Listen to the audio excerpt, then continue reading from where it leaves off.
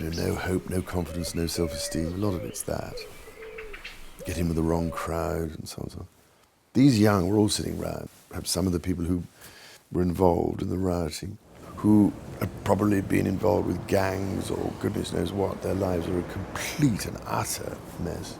And I was asking them what they thought was the problem behind all this. And they said it's nothing to do with race or class. It was actually all to do with families, schools, and the environment in which people live.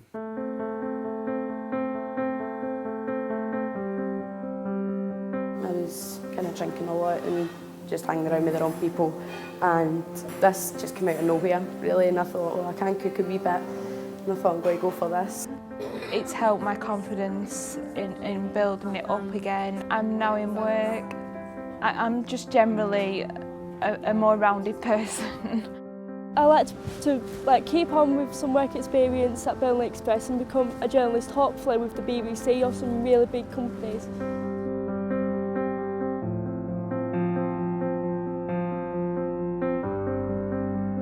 I'm finding this now that I'm getting older and have been doing all these things for quite a long time, that, like with the Prince's Trust, so much of that investment is being repaid in spades, I think, in terms of the difference it's made to people's lives.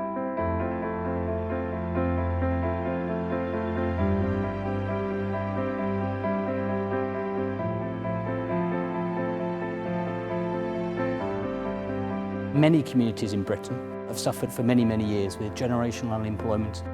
Here in Burnley, we are determined that all students have the best deal, and that means recruiting the best teachers, giving young people aspirations through our business class mentoring scheme, and also making sure that our teachers are constantly inspired through the Prince's Teaching Institute as well.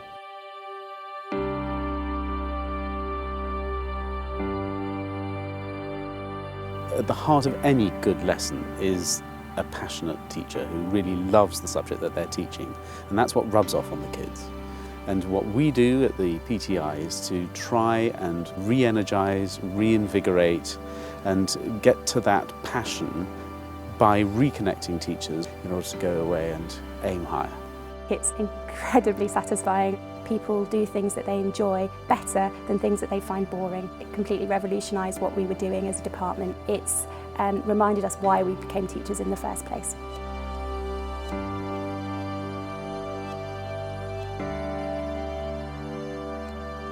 The challenge, of course, was to find a way, I felt anyway, of bringing new hope in order to help develop training courses, to develop skills. So gradually, bit by bit, I hope we're eating into the challenges and the difficulties.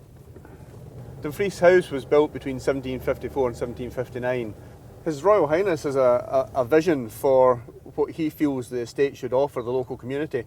The area we're in is socially deprived, and because of that we're looking at third and fourth generation unemployed. We work very closely with many of the Prince's charities, and with the Prince's Trust and the Prince's Foundation we run a Get Into Hospitality programme and also a Get Into Sustainable Building programme, all of which are taking young people who are not in employment, education or training and giving them the opportunity to learn real world skills in a real life environment. In East Ayrshire there really is nothing. Low paying jobs in there, only part-time, a few hours, where you don't gain any experience. I was signing on and stuff like that. I had nothing to do really. I thought I'm going to need to make this work, I'm going to need to start behaving myself and focus on the important things. I was claiming benefits and the job centre approached me with this course for the Prince's Trust.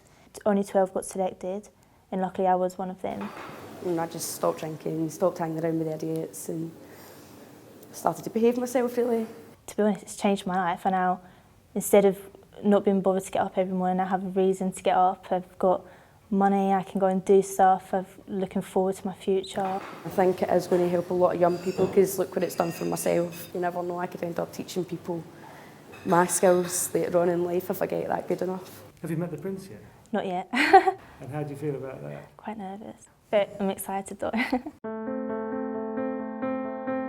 This is from France. To all intents and purposes, it is a rock. I stumbled on this rock and I took it back to where I was staying and I chipped away at it, and eventually it fell into 2 bits. Wow. And this is a cross between a logarithmic and Archimedean spiral, and it's a very beautiful, but we'll have a look at it later on.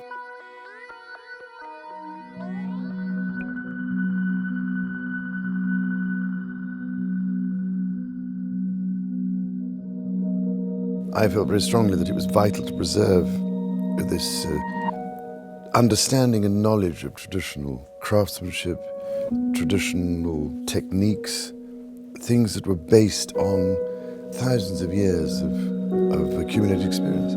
It seemed mad to throw all this away.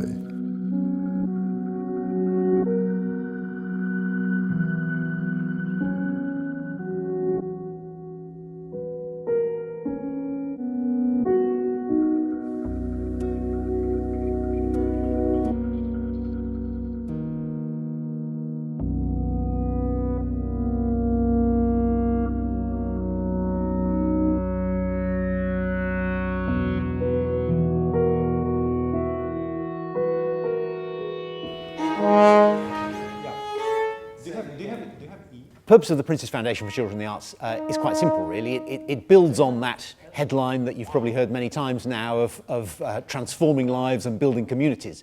But we do that in a very specific way. Could you get out your imaginary violins and go like this? Na, na, na, na, na, na, na, na. Go. The whole organisation, really, the whole foundation, is built on that kind of moment of inspiration when children who might think of a museum as a kind of boring building they'd never even think about going through the doors of, if they can go through the doors of that museum or that concert hall, see something sensational, hear something wonderful, and see a relationship between it and issues for themselves, their own ideas, their own imaginations, their own problems, whatever it might be, then you plant a seed for life.